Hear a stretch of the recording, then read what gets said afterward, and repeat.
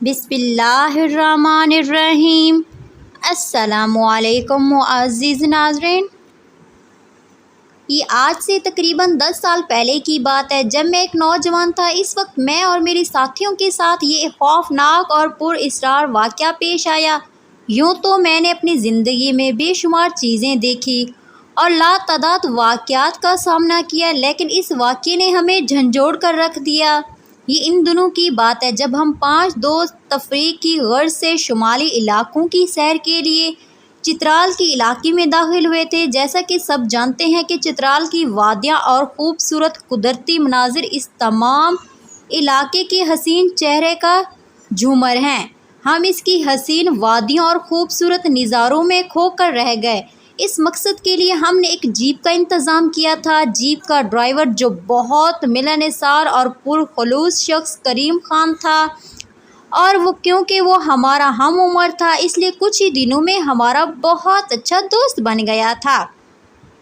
وہ ہمارا ڈرائیور کم اور گائیڈ زیادہ ثابت ہوا تھا۔ وہ ہمیں یہاں کی وادیوں کے عجیب و غریب قصے، یہاں رہنے والے مختلف قبیلوں اور ان کی عجیب رسم و رواج کے بارے میں بتایا کرتا تھا۔ ان میں زیادہ تر وادیاں ہم دیکھ چکے تھے اور یہ سب اپنی آنکھوں سے دیکھ کر حیرت زاد ہو گئے تھے۔ اس دن ہم کلاش نامی، جیسے مقامی زبان میں بیمبورات کہا جاتا ہے، کے علاقے سے واپس اپنے ہوٹل کی سمت آ رہے تھے اور اگلے ہی دن ہمیں اپنے شہر واپس روانہ ہونا تھا، جب کریم خان نے ادھر ادھر کی باتوں میں ایک ایسی وادی کا ذکر چھیڑ دیا جہاں جنوں اور پریوں کا بسیرا تھا۔ اس نے اس بارے میں کچھ ایسے حیران کن اور پر اسرار واقعات سنائے جنہیں انسانی عقل تسلیم نہیں کر سکتی تھی۔ اور یوں بھی ہم 5 دوست ایک بڑے شہر سے تعلق رکھنے والے تعلیم یافتہ نوجوان تھے۔ ہم نے انہیں فوری طور پر رد کر دیا تھا، بلکہ اس خیال پر کریم خان اچھا خاصا مذاق کا نشانہ بھی بنا تھا، جسے سن کر وہ کچھ دیر خاموش رہ گیا تھا۔ میں نے جب اس کی خاموشی محسوس کی تو اپنے دوستوں کی طرف اشارہ کیا تھا۔ حالانکہ ہم نے پریوں والے قصے پر یقین نہیں کیا تھا، مگر کریم خان کو اکسایا تھا کہ وہ مزید ان کے بارے میں ہمیں بتائے۔ ویڈیو اچھی لگے تو ویڈیو کو لائک کر دیں۔ کریم خان نے بتایا کہ چترال کے بلند و بالا پہاڑوں پر پریوں اور جنوں کا بسیرا ہے، مگر آوی نامی گاؤں سے کوئی 4 کلومیٹر دور پر سچن نامی وادی میں ایک چھوٹی سی جھیل ہے جو پریوں اور جنوں کی راجدھانی ہے، اور وہ اپنی راجدھانی میں کسی زیرو کا آنا پسند نہیں کرتے۔ اس جھیل کے آس پاس مقامی افراد بھی جانے سے کتراتے ہیں۔ اس کا کہنا تھا کہ اس وادی میں 100 افراد اپنی جان گنوا چکے ہیں اور انسانی لہو ان پریوں کی مرغوب غذا ہے۔ وہ انسان ہی کیا جو ہار مان جائے۔ ہم سب دوستوں نے ایک دوسرے کی طرف دیکھا۔ ہمارے اندر بلا کا تجسس بیدار ہو چکا تھا۔ اول تو ہمیں اس کہانی پر بالکل یقین نہیں آیا تھا، دوسرے ہم ان واقعات کو غلط ثابت کرنا چاہتے تھے۔ ہم جدید دور کے تعلیم یافتہ نوجوان تھے، پھر ہماری رگوں میں جوان خون دوڑ رہا تھا جو ہمیں بے خطر کسی بھی خطرے میں کود پڑنے کی ترغیب دے رہا تھا۔ ہم نے آپس میں مشورہ کیا اور سب اس پر سچار نامی گاؤں جانے کے لیے تیار تھے۔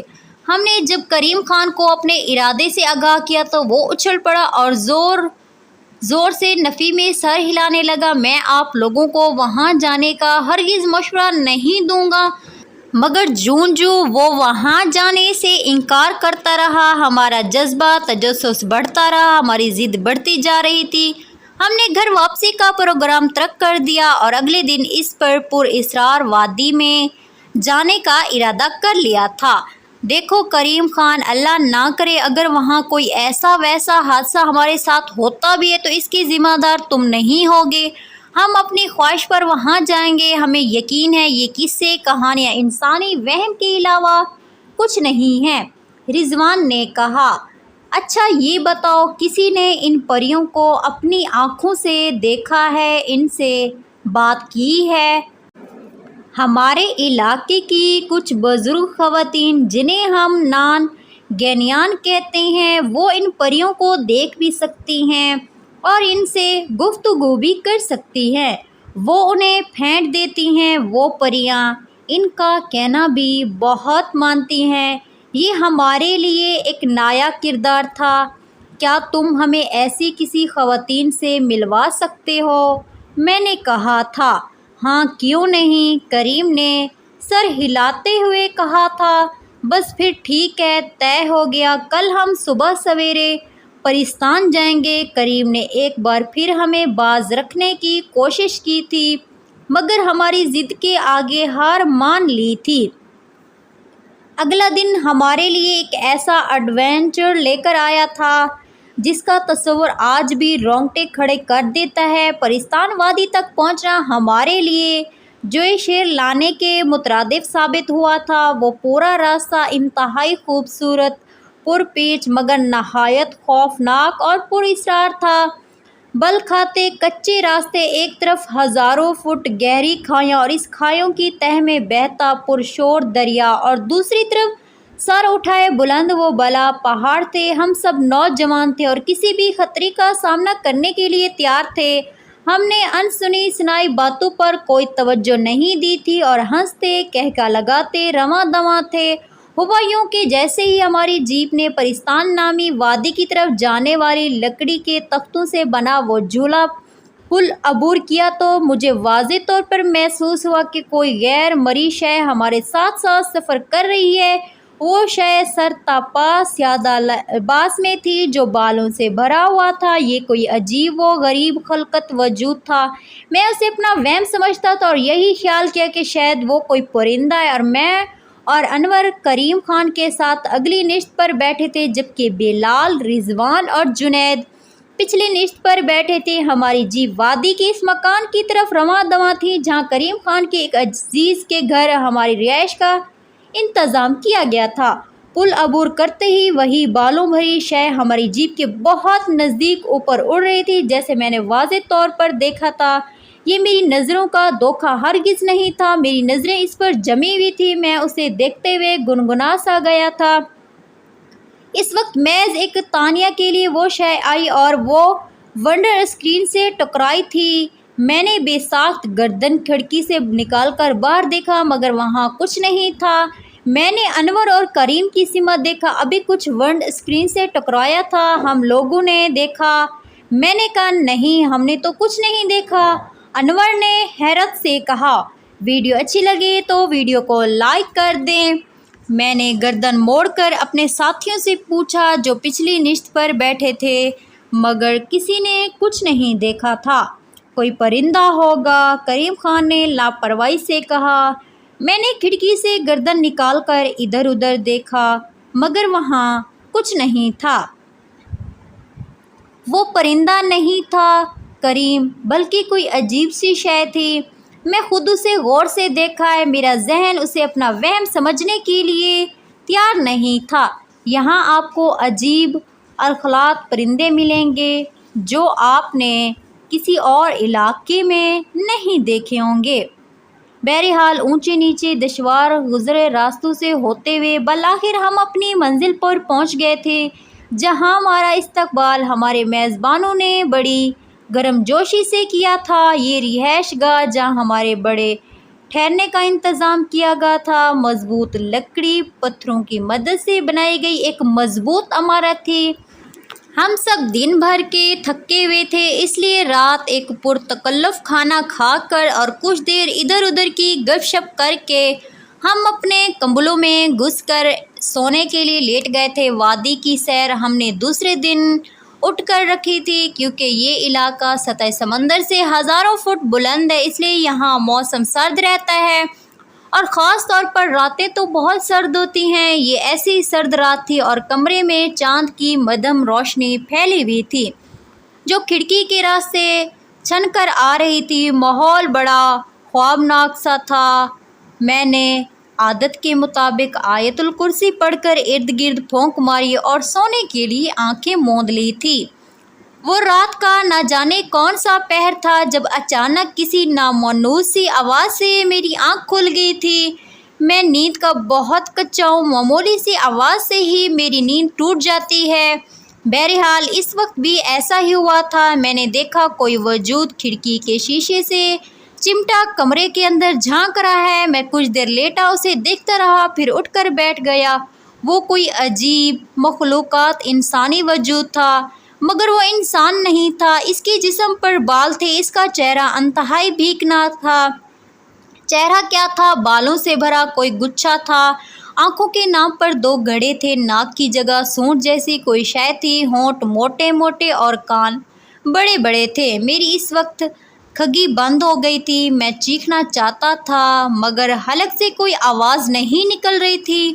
وہ بلا شب وہی تھا جس نے یہاں تک ہماری جیپ کا تعاقب کیا تھا۔ میں نے قریب سوئے ہوئے انور کو زور سے ہلایا، وہ ہر بڑھ کر اٹھ بیٹھا۔ میں نے کھڑکی کی سمت اشارہ کیا، وہ آنکھیں ملتا ہوا اٹھ بیٹھا۔ وہ وجود ابھی تک وہیں تھا اور ہمارا جائزہ لے رہا تھا۔ انور نے میری نظروں کے تعاقب میں کھڑکی کی طرف دیکھا، ادھر تو کچھ نہیں ہے۔ وہ حیران نظروں سے مجھے دیکھتا ہوا بولا۔ حیرت کی بات تھی، وہ مجھے نظر آ رہا تھا مگر انور کو دکھائی نہیں دے رہا تھا۔ پھر وہ پر اسرار شے مجھے دیکھ کر عجیب سے انداز میں مسکرائی تھی۔ میرا یقین کرو، وہ دیکھو شیشے سے وہ ہمیں دیکھ رہا ہے۔ میں نے بے بسی سے کہا تھا۔ اس وقت وہ وہاں سے ہٹ گیا۔ سو جاؤ تیمور، تم نے شاید کوئی ڈراؤنا خواب دیکھا ہے، وہ لاپرواہی سے کہتا لیٹ گیا۔ میرا یقین کرو یار، وہ انسان نہیں تھا، وہ کوئی پر اسرار شے تھا۔ وہ وہی تھا جو ہماری جیپ کے ساتھ ساتھ اڑ رہا تھا۔ میں نے راستے میں بھی اسے دیکھا تھا، تمہیں یاد ہے؟ میں نے راستے میں بتایا تھا کہ کچھ ہماری جیپ کی ونڈ اسکرین سے ٹکرایا تھا۔ یہ وہی تھا یار، میں نے خود بہوش حواس اپنی آنکھوں سے اسے دیکھا تھا۔ تم میرے ساتھ باہر چلو، ابھی وہ زیادہ دور نہیں گیا ہوگا۔ ہماری گفتگو سے رضوان بھی اٹھ گیا تھا۔ سارا ماجرا سن کر اور کافی بحث و تکرار کے بعد وہ دونوں میرے ہمراہ باہر نکلنے پر آمادہ ہو گئے تھے۔ ہم باہر نکلے اور ادھر ادھر نظریں دوڑائے مگر وہاں کوئی نہیں تھا۔ پورے چاند کی روشنی میں دیو ہیکل، پہاڑ اور اونچے اونچے درخت عجیب ڈرامنا منظر پیش کر رہے تھے۔ ہم اسے تلاش کرتے کافی دور نکل آئے تھے۔ لگتا ہے تم پر کریم خان کے سنائے ہوئے قصوں اور اس ہیبت ناک ماحول کا اثر ہو گیا ہے، رضوان نے کانپتے ہوئے کہا۔ دن کی روشنی میں یہاں جو منظر اپنی دلکشی کی وجہ سے افراد کو اپنی جانب کھینچتے ہیں، وہ رات کے اندھیرے میں عجیب ہولناک تصویر بناتے ہیں۔ یہاں آبادی بھی بہت کم تھی۔ دیو کامت پہاڑ جن کی چوٹیاں تک لوگوں نے اپنے اشانے بنائے ہوئے تھے، رات کے اندھیرے میں ان مکانوں میں جلتے دیو کی روشنی جگہ جگہ ٹمٹما رہی تھی۔ بہرحال ہم کچھ دیر ادھر ادھر کا جائزہ لے کر واپس آ گئے تھے مگر وہ عجیب الخلقت شے ہمیں کہیں نظر نہیں آئی تھی۔ حیرت انگیز بات یہ تھی کہ اسے میرے علاوہ کسی نے نہیں دیکھا تھا۔ وہ دونوں باضد تھے، یہ میرا وہم تھا لیکن میں جانتا تھا وہ حقیقت تھا۔ اسے میں نے ایک بار نہیں 3 بار دیکھا تھا۔ اگلی صبح چمکیلی اور خوشگوار تھی۔ کھڑکی کے باہر پہاڑوں کا منظر بہت دلکش تھا۔ ضرورت سے فراغت کے بعد ہم نے ناشتہ کیا جو کہ کریم خان اور اس کا عزیز ہمارے لیے لائے تھے۔ ہم نے کریم سے گزشتہ رات کے واقعے کا ذکر نہیں کیا تھا کیونکہ میرے دوست اسے میرا وہم قرار دے چکے تھے۔ میں نے بھی اس موقع پر خاموشی اختیار کی تھی۔ آج ہمارا ارادہ وادی کی سیر کا تھا۔ ہمارے میزبان نے ہمیں نصیحت کی تھی کہ جھیل کی سمت نہیں جائیں کیونکہ وہاں پریوں کا بسیرا ہے، لیکن ہم نے ان کی باتوں پر کان نہیں دھرے تھے۔ ناشتے کے بعد ہم نکل کھڑے ہوئے۔ ضروریات کا سامان ہم نے ایک بیگ میں رکھ لیا تھا جس کی ذمہ داری دوستوں نے میرے سپرد کی تھی۔ ہماری جیپ تیار ہو چکی تھی، سفر کا آغاز ہو گیا تھا۔ انتہائی خوبصورت منظر سے دوچار کرتی ہوئی جیپ سانپ کی طرح بل کھاتے ٹیڑھے مٹیڑھے راستوں سے ہوتی ہوئی اوپر کی جانب بڑھ رہی تھی۔ راستے میں ایسی خطرناک جگہیں بھی آتی تھی کہ ہمارے اوزان خطا ہو جاتے اور ہمیں یقین آ جاتا کہ خوبصورتی واقعی خطرناک ہوتی ہے۔ ہم نے کریم سے کہا تھا کہ ہمیں جھیل کی سیر کرنی ہے۔ کریم یہ سن کر سپاٹ گیا تھا اور اس نے ہمیں باز رکھنے کی بہت کوشش کی تھی مگر ہم نہیں مانے تھے۔ کچھ دیر کے بعد ہم ایک نسبتاً میدانی علاقے میں پہنچ گئے تھے۔ جہاں ایک چھوٹی سی جھیل تھی جس کا پانی انتہائی شفاف تھا اور جو دور سے چمکتا لگ رہا تھا۔ راستے بھر کریم ہمیں اس جھیل کے آس پاس بسنے والی پریوں اور جنوں کی کہانی سناتا رہا۔ اس کا کہنا تھا کہ خاص طور سے یہ جھیل ان پریوں کا مسکن ہے۔ بہرحال ہم میں سے کسی نے بھی ان قصے کہانیوں پر یقین نہیں کیا تھا، لیکن جھیل کے کنارے پہنچ کر نہ جانے مجھے کیوں کسی غیر مرئی وجود کے قریب ہونے کا احساس ہوا تھا، لیکن مذاق اڑائے جانے کے خیال سے میں نے کسی کو نہیں بتایا تھا۔ ہم سب دوست جھیل کے کنارے بیٹھے راستے کی تھکن اتار رہے تھے اور وہ تازہ پھل کھا رہے تھے اور ہم نے راستے میں درختوں سے توڑے تھے۔ تب جنید نے کہا، کوئی تصویر تو بناؤ۔ ہمارے موبائل فون اور کیمرہ سامان کے ساتھ بیگ میں رکھے تھے جو ہمارے قریب ہی کچھ فاصلے پر رکھا تھا۔ میں بیگ اٹھانے جیسے ادھر بڑھا، وہ غیر مرئی شے بیگ کے اوپر ہوا میں ملکہ نظر آئی۔ میں جہاں کا تہاں کھڑا رہ گیا، مجھے جیسے سکتہ سا ہو گیا تھا۔ میں نے اس شے کو بیگ کی طرف جھکتے دیکھا تو میری چیخ نکل گئی۔ میری چیخ سن کر جنید اور رضوان تیزی سے دوڑتے ہوئے میرے قریب آ گئے تھے۔ میں نے حیران نظروں سے انہیں دیکھ رہا تھا اور وہ مجھے انہیں غالباً وہ عجیب الخط شے نظر نہیں آ رہی تھی۔ ویڈیو اچھی لگے تو ویڈیو کو لائک کر دیں اور پلیز چینل کو سبسکرائب کرنا مت بھولیے گا۔ کیا ہوا تیمور؟ جنید نے پوچھا اور الفاظ جیسے میرے حلق میں اٹک گئے تھے۔ میں نے اوپر کی سمت اشارہ کیا جہاں وہ وجود بیگ سمت ہوا میں ملک تھا، پھر اچانک وہ ایک سمت اڑنے لگا۔ اس کی اصل ہیئت کیا تھی یہ تو میں نہیں بتا سکتا، مگر وہ سیاہ بالوں بھرا ہولک ایک سمت اڑتا ہوا جا رہا تھا۔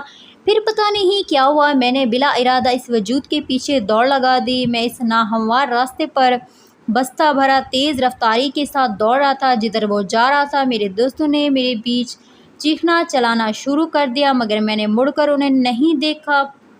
مجھے اندازہ تھا کہ ان کی ذہنی حالت اس وقت کیا ہوگی۔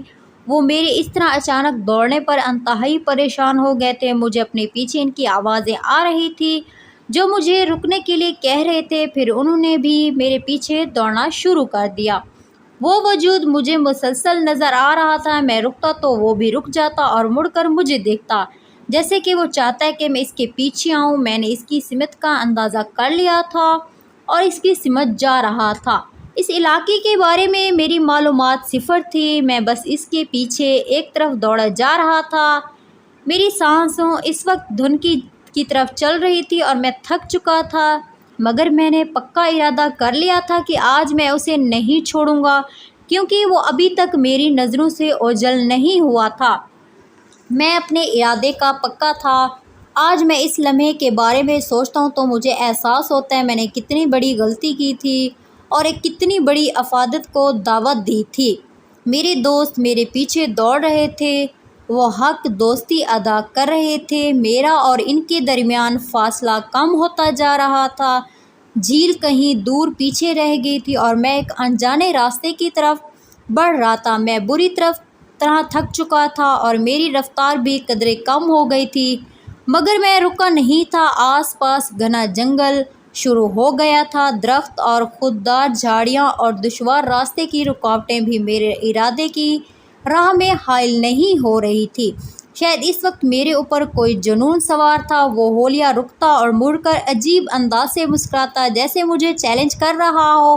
میری سانس اکھڑ گئی تھی اور دل کی دھڑکن قابو سے باہر تھی۔ وہ شے بھی اب تیزی سے نہیں اڑ رہی تھی، اس نے خود ہی مجھے اپنے پیچھے لگا رکھا تھا، ورنہ اس کا میری آنکھوں سے اوجھل ہو جانا مشکل نہیں تھا۔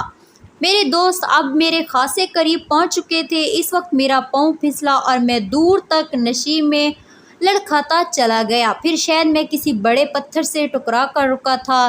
میں اٹھا اور میری کہنی اور گھٹنے پر بری طرح چھل گئے تھے، مگر شکر ہے زیادہ چوٹیں نہیں آئی تھی۔ میں تکلیف کی شدت سے کرہا رہا تھا۔ میرے دوست گھٹائی کے کنارے سے مجھے آوازیں دے رہے تھے، اپنی چوٹوں کا خیال کرتے ہوئے۔ ایک لمحے کے لیے میرے ذہن میں خیال آیا تھا کہ بہت ہو گیا، بیگ کا خیال ترک کر کے مجھے اپنے دوستوں کی طرف لوٹ جانا چاہیے۔ اسی لمحے وہ ہولیا مجھے دوبارہ نظر آیا اور ایک بار پھر میرے ذہن سے ہر خیال نکل گیا اور بس ایک ہی جستجو اور جنون نے سر اٹھایا۔ اور میں بے اختیار اس کے پیچھے چل دیا۔ یوں لگ رہا تھا جیسے اس نے مجھے اپنے ٹرانس میں لے لیا تھا۔ اوپر سے دوست مجھے آوازیں دے رہے تھے مگر میں نے کسی کی آواز پر کان نہیں دھرے بلکہ اس موڑ پر مڑ گیا جہاں تھوڑی دیر پہلے وہ وجود مڑا تھا۔ اس ناہموار راستے پر میں کچھ ہی آگے بڑھا تھا جب ایک عمودی چٹان نے میرا راستہ روک لیا تھا۔ وہ شے ان چٹانوں کے درمیان بنے ایک بڑے سے غار میں داخل ہو گئی تھی۔ وہ رکا تھا اور مڑ کر میری طرف دیکھا۔ میری سانس بری طرح پھول گئی تھی اور ایک قدم بھی مزید اٹھانا میرے لیے محال تھا، اس لیے وہیں غار کے دھانے پر بیٹھ گیا۔ کچھ ہی دیر میں میرے دوست بھی ہانپتے کانپتے وہاں پہنچ گئے تھے۔ ان کی سانسیں بھی اکھڑی ہوئی تھی اور بدن تھکاوٹ سے چور تھے۔ وہ سب بھی میرے قریب ادھر ادھر بیٹھ گئے۔ شاید تھکاوٹ کے باعث ہم آپس میں باتیں نہیں کر پا رہے تھے اور سب خاموش تھے۔ جب حوال کچھ بحال ہوئے تو انور بولا، تیمور تم کیوں بھاگ رہے تھے اور یہاں کیوں آئے ہو؟ تم لوگوں نے نہیں دیکھا وہ سیاہ وجود جو مجھے راستے میں اور اس رات نظر آیا تھا؟ ہمارا بیگ اٹھا کر اڑ گیا تھا۔ میں اس کا پیچھا کرتے یہاں تک آیا ہوں۔ وہ ابھی کچھ دیر پہلے اس غار میں داخل ہوا ہے۔ میں نے شروع سے آخر تک تمام روادہ انہیں سنائی دی، لیکن ہمارا بیگ تو کریم خان کے پاس ہے اور ہم نے تو ایسی کوئی شے اڑتی نہیں دیکھی۔ رضوان نے کہا تھا۔ یہ سن کر میں حیران رہ گیا۔ میں نے اس شے کو ایک بار نہیں کئی بار دیکھا تھا اور باہوش حواس دیکھا تھا، مگر کیا کر سکتا تھا؟ کوئی بھی یہ بات ماننے کے لیے تیار ہی نہیں تھا۔ کریم کہاں ہے؟ میرا اب شرمندگی سے بھی برا حال تھا کیونکہ یہ سب پریشانی میری وجہ سے ہوئی تھی۔ کریم گاؤں کی کسی نان گینی کی مدد حاصل کرنے گیا تھا جو ہمیں جنوں اور پریوں سے بچا سکتی ہیں۔ وہ کہہ رہا تھا تم نے یقیناً کوئی جن یا پری کو دیکھا ہے اور تم اس کے پیچھے دوڑ رہے ہو۔ اگر میں ان لوگوں سے بات کے بغیر اس شے کے پیچھے بھاگنے کی غلطی نہ کرتا تو اس وقت ہم اس حال میں نہیں ہوتے۔ بہرحال ہم پہاڑوں کے درمیان جس جگہ پہنچ چکے تھے وہاں دور دور تک کوئی آبادی نظر نہیں آ رہی تھی۔ آس پاس کوئی زی رور نہیں تھا اور ایک عجیب سی وحشت اور ویرانی وہاں چھائی ہوئی تھی۔ ہمارے اطراف ویرانہ ہی ویرانہ تھا۔ اونچے اونچے پہاڑ اور گھنے درختوں کے سوا ہمیں کچھ نظر نہیں آ رہا تھا۔ سپہر شام ڈھل گئی تھی۔ ان علاقوں میں ویسے بھی شام جلدی اتر آتی تھی۔ درختوں کے سائے دراز ہو رہے تھے۔ تھوڑی دیر سستانے کے بعد ہم نے واپس جانے کا فیصلہ کیا تھا۔ اس دوران نہ تو ہمیں کوئی ایسا وجود نظر آیا اور نہ ہی ناقابل فہم شے ملی تھی۔ ہم سب اٹھ کھڑے ہوئے۔ ہمیں جلد از جلد یہاں سے نکلنا تھا ورنہ رات کے اندھیرے میں یہاں سے نکلنا مشکل ہو جاتا۔ بہرحال ہم راستے کا تعین کیے بغیر ایک طرف روانہ ہو گئے۔ سردی بڑھتی جا رہی تھی۔ یخ بستہ ہوا نے ہماری پریشانی میں اور اضافہ کر دیا تھا۔ ہمارے گرم کپڑے بیگ میں تھے جو اس وقت ہمارے پاس نہیں تھا۔ سردی کی وجہ سے ہمارا جسم کانپنے لگا تھا۔ تھکاوٹ کے علاوہ اب بھوک بھی ہمیں ستا رہی تھی جس سے سب کے مزاج چڑچڑ ہو گئے تھے۔ وہ سب مجھ پر غصہ نکال رہے تھے کیونکہ ساری غلطی میری تھی اور میری وجہ سے میرے دوستوں کو اس ناگہانی افات کا سامنا کرنا پڑا تھا، مگر ہمیں اندازہ نہیں تھا کہ اصل آفت تو ابھی ہماری منتظر تھی۔ ہم سب کو جتنی قرآنی صورتیں یاد تھیں سب ورد کر رہے تھے اور خدا کو یاد کر رہے تھے۔ وہی رب العالمین ہمیں اس مشکل سے نکال سکتا تھا۔ وقت تیزی سے گزر رہا تھا اور اندھیرا آہستہ آہستہ بڑھتا جا رہا تھا۔ ہم حتی المکان تیز رفتاری سے چل رہے تھے۔ ہمیں چلتے ہوئے نہ جانے کتنے گھنٹے ہو گئے تھے، مگر یہ کوئی وادی نہ تھی کہ بھول بھالیاں ہم میلوں چل کر بھی اس چٹان کے قریب کھڑے تھے اور انتہائی حیرت سے ایک دوسرے کو اور اس غار کو دیکھ رہے تھے۔ انتہائی خوف، پریشانی، تھکن اور بھوک سے ہم سب کا برا حال تھا۔ اب مکمل اندھیرا چھا گیا تھا۔ چاند کی مدھم چاندنی چاروں طرف پھیلی ہوئی تھی۔ ہمیں جتنی دعائیں یاد تھیں ہم پڑھ رہے تھے۔ اب ایک ایک کر کے ہمیں اس جھیل اور وادی کے مطابق وہ قصے کہانیاں یاد آ رہی تھی جو کریم نے سنائی تھی اور ہمیں اس علاقے سے दूर रहने का मशवरा दिया था। इस तरह की मज़ीद अच्छी अच्छी कहानियाँ देखने के लिए आपसे गुजारिश है कि हमारे चैनल को सब्सक्राइब करें। आखिर थक हार कर हम वहीं बैठ गए और सब अपनी अपनी सोचों में खोए हुए थे। सबके चेहरों पर हवाएं उड़ी हुई थी।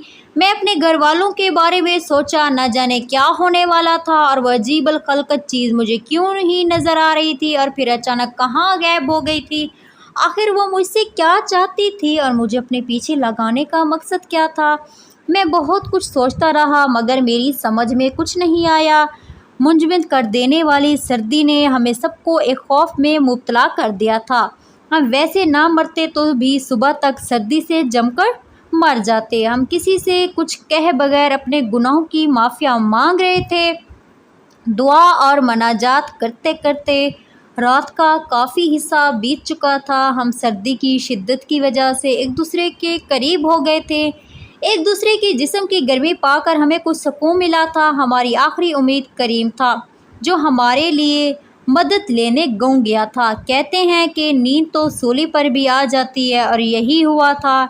इस हौलनाक रात में इस चट्टान और महबगार के सामने एक दूसरे से चिमटे बैठे हम पांचों दोस्त कुछ ही देर में गहरी नींद सो गए थे। रात 3 या 3:30 बजे का अमल होगा जब अचानक किसी आड़ से मेरी आंख खुली थी। मैं आज भी इस हौलनाक और कर्मनाक लम्हे को याद करता हूँ तो मुझे यकीन नहीं आता कि इस रात हम कैसे ज़िंदा बच गए थे। फिर मेरी अचानक आंख खुली तो ये देखकर मेरी गगी बंद हो गई कि लातादाद परियां जो सर ताप सफ़ेद परों से ढकी हुई थी और इनके कद 2 फुट से ज़्यादा नहीं थे। इनके चेहरे बहुत खूबसूरत थे मगर दांत नोकीले थे और अपने नोकीले दांत हमारे बदन के खुले हिस्सों में गाढ़े खून पी रही थी। वीडियो अच्छी लगे तो वीडियो को लाइक कर दें। 2 परियां मेरे बाजू से भी चिपकी हुई थी और चारों तरफ और वही स्याह बालों भरे अजीब खलकत जन्नत खड़े थे जैसे पहरा दे रहे हों। मैंने अपना बाजू तेज़ी से झटका। वो दोनों दूर जा गिरी जो मेरा खून चूस रही थी और खो आसमान नज़रों से मुझे घोरने लगी। हैरत की बात है कि हमें इनके दांतों की चुभन को कोई एहसास नहीं हुआ था। ज़रा हवास बहाल हुए तो मैं चीखने चलाने लगा। सब हड़बड़कर उठ बैठे। इतनी बड़ी तादाद में परियों को देखकर सब चीखने लगे और इनसे अपनी जान छुड़ाने लगे। अनवर, उसे हटाओ, देखो वो तुम्हारी गर्दन की तरफ बढ़ रही है, जुनैद चिल्लाया था। इस तरह की मज़ीद अच्छी अच्छी कहानियाँ देखने के लिए आपसे गुजारिश है कि हमारे चैनल को ज़रूर सब्सक्राइब करें। काले बालों वाले जिन्नात ने हमारे गिर्द घेरा तंग कर दिया था और परियां हम पर टूट पड़ी थी। हम सबका नकहात से बुरा हाल था। रिजवान तो नढाल होकर गिर पड़ा था। अब शायद इसमें उठने की सकत भी नहीं थी। कई परियां इसका खून चूस रही थी। वक्त तेज़ी से गुजर रहा था और परियों की तादाद बढ़ती जा रही थी। मैं इधर से उधर दौड़ रहा था। मेरी इस हिकमत अमली ने मुझे बचाया था, लेकिन मैं कब तक दौड़ सकता था। शायद हमारा आखिरी वक्त करीब आ गया था। फिर अचानक मेरी नज़र दूर पहाड़ से उतरती मध्यम रोशनी पर पड़ी। बुरी तरह चौंका था। कुछ ही देर में करीम एक बूढ़ी औरत के हमरा आता नज़र आया। करीम ने हाथ में टॉर्च थामी हुई थी जबकि बूढ़ी औरत के हाथ में कोई पोटली सी थी। उसे देखकर मुझे इस वक्त जिस कदर खुशी हुई वो बयान से बाहर है।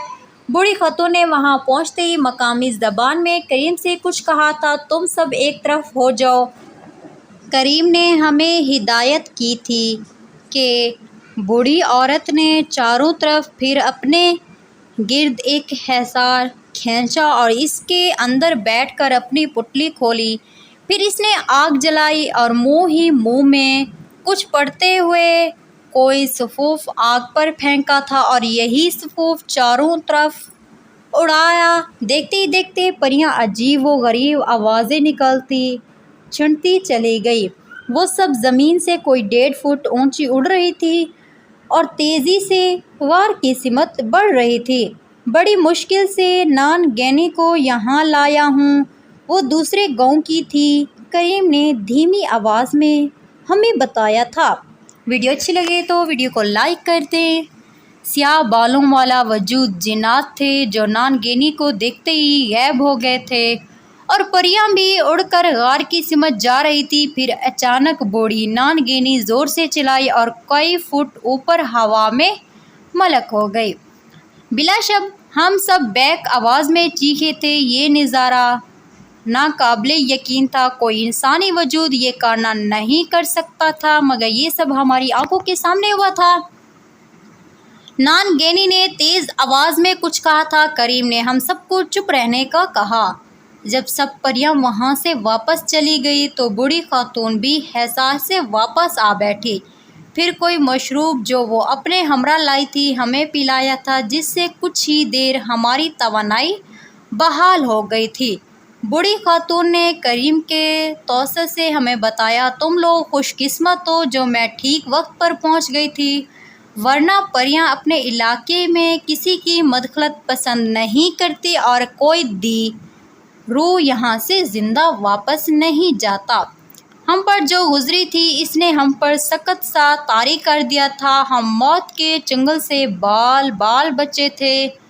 کچھ ہی دیر میں ہم کریم بوڑھی خاتون کے ہمراہ نزدیکی آبادی کی طرف روانہ ہو گئے تھے، جہاں ہماری بڑی خاطر مدارت ہوئی تھی۔ بے شک ہمیں ان مخلوقات سے نجات مل گئی تھی، مگر وہ خوف ابھی تک قائم تھا۔ رات وہاں گزر کر ہم صبح سویرے اپنے میزبان کے گھر کی طرف روانہ ہو گئے تھے، جہاں ہمارا سارا سامان رکھا تھا۔ ہم وہاں پہنچے تو کریم کے کزن اور ہمارے میزبان نے کہا تھا، میں نے آپ لوگوں کو تنبیہ کی تھی کہ جھیل سے آگے نہ جانا، مگر آپ کو یقین نہیں تھا، نہ میری باتوں کا تجسس۔ شاید انسانی فطرت ہے جس سے ہم مجبور ہو گئے تھے، مگر یہ تجربہ ہم زندگی بھر نہیں بھولیں گے۔ میں نے کہا تھا، میں اور میرے دوست اب وہاں ایک منٹ بھی ٹھہرنے کے لیے تیار نہیں تھے، اس لیے ہم نے راہ سفر باندھا اور جانے کے لیے